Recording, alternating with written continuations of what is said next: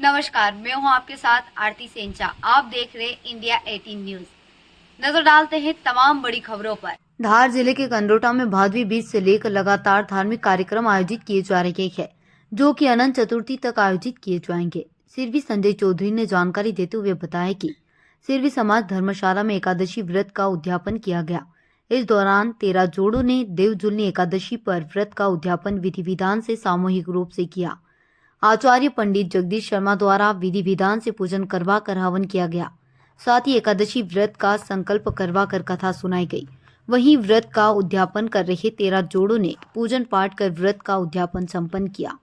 इसी प्रकार अनंत चतुर्थी पर भी 52 जोड़े अनंत चतुर्थी के व्रत का उद्यापन करेंगे, जिसके बाद सामूहिक भोजन का सिरवी समाज धर्मशाला कंजरोटा में आयोजित किया जाएगा। अपने क्षेत्र की धार्मिक, सांस्कृतिक, राजनीतिक तमाम बड़ी खबरों को देखने के लिए चैनल को सब्सक्राइब जरूर करें।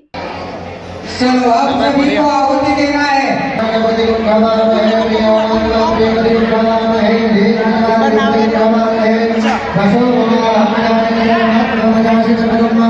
तो